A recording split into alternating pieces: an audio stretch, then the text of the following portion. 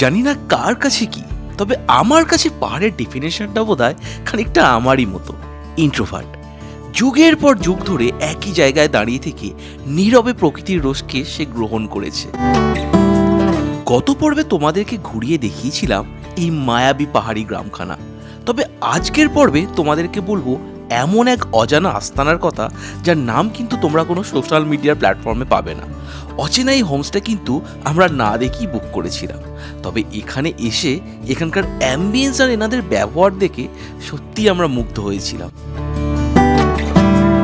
তাহলে চলো দেরি না করে বরং আমাদের থাকা এই গ্রামের বেস্ট হোমস্টে ডিটেলসটা তোমাদের সাথে শেয়ার করে দিই।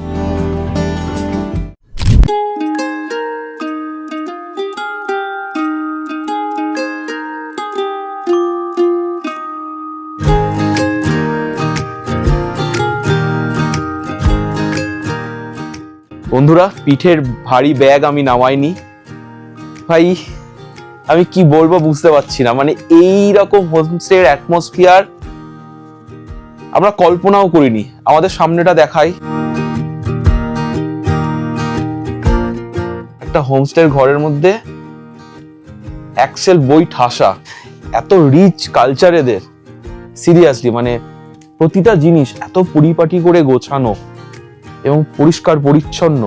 জিনিসগুলো হয়তো পুরনো, কিন্তু প্রত্যেকটা জায়গায় রুচির ছাপ স্পষ্ট।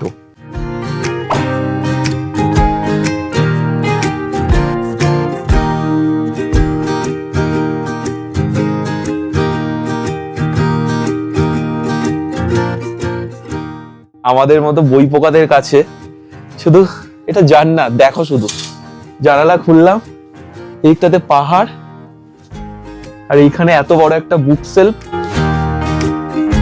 জাস্ট একটা বই টানো, আর এই পাহাড়, মিঠে রোদ এসে গায়ে লাগছে। আনবিলিভেবল, মানে এর থেকে ভালো কিছু হতে পারে না। সিরিয়াসলি আমার খুব মন খারাপ হচ্ছে যে আমরা কালকে এখান থেকে চলে যাব। এইখানে আসলে ভাই এইরকম যদি আমরা জানতাম, আমরা কালকে কহিবা ঘুরতাম, আমরা এখানে দুদিন এসে থাকতাম। দূর দূর দূর।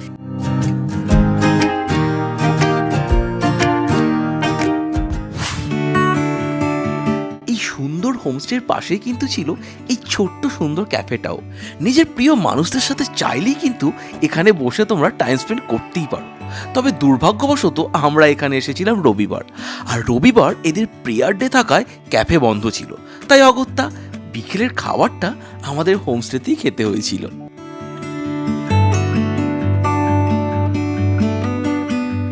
এখন আমাদের হোমস্টের কিচেনে রয়েছি, তো আমরা রিকোয়েস্ট করেছিলাম ম্যামকে যে আমরা বিকেলে একটু ম্যাগি খাবো। তো সে সো সুইট যে উনি আমাদের জন্য ম্যাগি বানিয়ে দিয়েছেন। দেখাই, একদম সিম্পল সাদা ম্যাগি।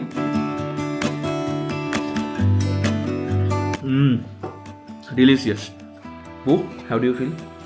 এক্সেলেন্ট। এই ঠান্ডাতে গরম ম্যাগি ব্লাস্ট হচ্ছে মুখে। Let us introduce to our homestay owner. Hello, can you please tell us your name? Kose. ওকে, ইনি কিন্তু একজন রিটায়ার্ড স্কুল টিচার এবং এনার বাড়িতে চারিদিকে প্রতিটা ঘরে শুধু তোমরা গেলে বই দেখতে পাবে, বই ঠাসা। উনি রীতিমতো একজন বই পোকা, কাইন্ড অফ আমার মতো। যদি আমি বাংলা বই বেশি পড়ি, ওনার বাড়িতে ইংরেজি বই ঠাসা। তবুও এই জন্য আমাদের কোথাও ওই ভাইব্রেশনটা ম্যাচ করে গিয়েছে। আমরা অনেকক্ষণ কথা বলছিলাম, আধ ঘন্টার বেশি, অনেক কথা হচ্ছিল। তো যাই হোক, আমরা চেষ্টা করব যখন আমরা ডিনার করব তখন আরও এনার যে ফ্যামিলি মেম্বার রয়েছে তাদের সাথে কথা বলার। কোনোমতে আঙ্গামী জনগোষ্ঠীদের বাস, আর এনাদের রান্নাঘরে ঢুকলে বোঝা যায় এখানে রান্না শুধু পেট ভরানোর জন্য নয়, এটা এনাদের জীবনযাপনের একটা অংশ, যা বাড়ির প্রাণকেন্দ্র বলতে পারো। এনাদের রান্নাঘর কিন্তু ঘরের চেয়েও বড় হয়। রান্নাঘরে ঢুকলেই প্রথমে চোখে পড়ে এই কাঠের ফার্নেস, যেখানে সারাদিন আর যাই হোক গরম জল কিন্তু সারাদিন উনানে বসানো থাকে, কারণ এখানে ঠান্ডা রাতের দিকে মাইনাসেও চলে যায়। রান্নাঘরে ছাদে কাঠের বিমে ঝুলতে দেখা যায় স্মোকড মাংস, শুকনো মাছ এবং আরও অনেক কিছু। এনারা রান্নাঘরে রান্না করে বড় বাসনে, আর ফ্যামিলির সবাই কিন্তু একসাথে বসে গল্প করতে করতে এখানে রাতের খাবারটা খায়। আমরা এখন কিচেনে দাঁড়িয়ে আছি এই হোমস্টে। আমাদের ডিনার রেডি, সার্ভ করে দিয়েছে। আজকে আমাদের অপশনস ছিল ভেজ নন ভেজ, আমরা ভেজটা অ্যাভেল করেছিলাম, তার মধ্যে দে আর সো জেনারেস আমাদের জন্য দুটো ডিমের অমলেটও করে দিয়েছে। দেখাই কি কি রয়েছে আমাদের জন্য ডিনারে। এখানে গরম গরম ভাত রয়েছে, ডাল, জারকুনা, একদম গরম গরম সার্ভ করেছেন ওনারা। চলো ঝাঁপিয়ে পড়ি। তার আগে আমরা একটু আলাপ করে দিই, আমরা তো স্যারের সাথে আলাপ করে দিয়েছিলাম, ওনার ওয়াইফ আর ওনার মেয়ে এখানে রয়েছেন, আমরা ওনাদের সাথে একটু আলাপ করে দিই তোমাদের। This is our beautiful Didi. She is the daughter of this homestay owner. Didi, what's your name? CA. আর এটা দেখো, এটা লাইভ ফায়ার প্লেস আমাদের, এখানে জল গরম হচ্ছে আর বুবু আর সিএ দিদি দুজনে আগুন ফুলছে। এই যে ওপরে যে দুটো জিনিস ঝুলছে, এই দুটো কিন্তু পর্ক, তো আমরা খাই না, তাই আজকে আমাদের জন্য বানানো হয়নি, বাট অ্যাভেল ভেজিটেবল। আর ম্যাম এখানে যেটা করছে সেটা হচ্ছে এই যে বুনো আপেল, এগুলো বুনো আপেলের মোরব্বা বানাচ্ছে ম্যাম। এগুলো কেটে কেটে পিস পিস করে সুগার কোট করে then they preserve it and then eat it later. এখানে এত ঠান্ডা, এনারা আমাদের খাওয়ার জলটাও গরম দিয়েছে যাতে আমাদের অসুবিধা না হয়। এবং অনেস্টলি বলতে মনে হচ্ছে ভাতের থেকে গরম জলটাই খাই, এত ঠান্ডা লাগছে আমাদের। সারাদিন পর আমাদের ভাত পেটে যাচ্ছে, অ্যাজ ইফ দুদিন পর, কারণ আমরা এই দুদিন ভাত খাওয়ার সময় পাইনি, দৌড়ে গেছি আর রাত্রে যখন ভাত খাওয়ার ইচ্ছা হয়েছে তখন চারিদিকে সব বন্ধ। ফাইনালি দুদিন পর আমরা ভাত খেতে পারছি। এটা আমরা এখন খাচ্ছি, এত অদ্ভুত সুন্দর খেতে, একটু টক টক, এত ক্রাঞ্চি।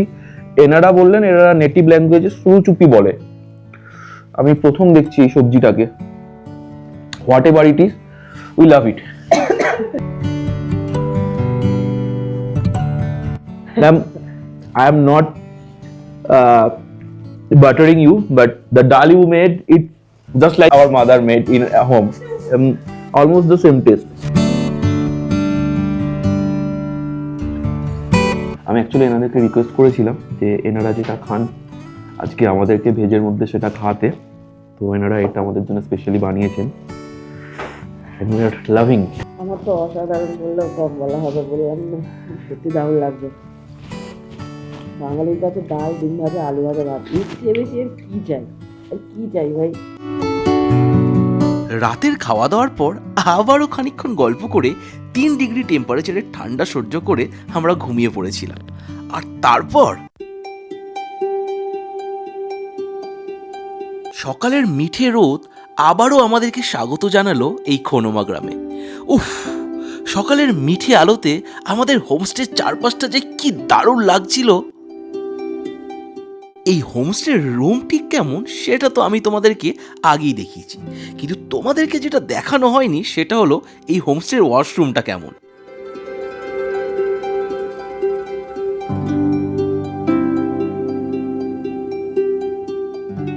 কোন বাথরুমের জানালা থেকে চেরি ব্লসম গাছ দেখা যায় বলো তো?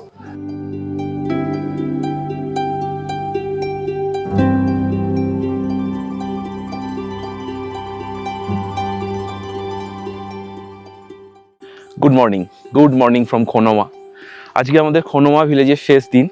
এখান থেকে আজকে আমরা চলে যাব কিসামার উদ্দেশ্যে। আজকে 1 তারিখ, 1 ডিসেম্বর। আজকে কিসামাতে শুরু হচ্ছে হর্নবিল ফেস্টিভ্যাল। সত্যি বলতে একদিন থেকে এই খোনোমা ভিলেজে মন ভরবে না, আমাদেরও ভরেনি। তোমরা আসলেও চেষ্টা করো অন্তত এই খোনোমা ভিলেজে 2 দিন থাকার। বাকি অনেক কিছু ফেলে যাচ্ছি না দেখা, সেগুলো চেষ্টা করব পরের বার যদি খোনোমা ভিলেজে আসতে পারি সেগুলো দেখানোর এবং তোমাদেরকেও একসাথে দেখানোর। সত্যি বলতে আমাদের এই ছোট্ট ব্লগিং কেরিয়ারে তেমনভাবে তো আমাদের হোমস্টেতে থাকা হয়নি। আর হোমস্টে যদি এমন সুন্দর হয়, পাহাড়ের কোলে এরকম সুন্দর ছোট্ট হোমস্টে, তার পাশ থেকে চেরি ব্লসম গাছ, তাতেও ফুল ধরে আছে, বিশ্বাস করো কোথাও যেন মনে হয় কোনো এক মায়ার রাজ্যে এসে গিয়েছি। যাই হোক, আমি খোনোমা গ্রাম নিয়ে, এই হোমস্টে নিয়ে, এই হোমস্টের আতিথেয়তা নিয়ে যত বলবো তত কম বলা হয়। তাই চলো আবার আমরা মন খারাপের পালা সাঙ্গ করে নতুন করে বেরিয়ে পড়ি কিসামার উদ্দেশ্যে। সেখানে আরেকটা আশ্চর্য উৎসব আমাদের জন্য অপেক্ষা করে আছে। আজকের এই ভিডিওটা দেখে তোমাদের যদি ভালো লাগে একটা কমেন্ট করো, কারণ সত্যি বলতে লাইক বা সাবস্ক্রাইবের থেকে আমাদের তোমাদের কমেন্ট পড়তে খুব ভালো লাগে, কোথাও একটা নিজেদের মনে হয়। টাটা বাই দিদি, will miss you so badly.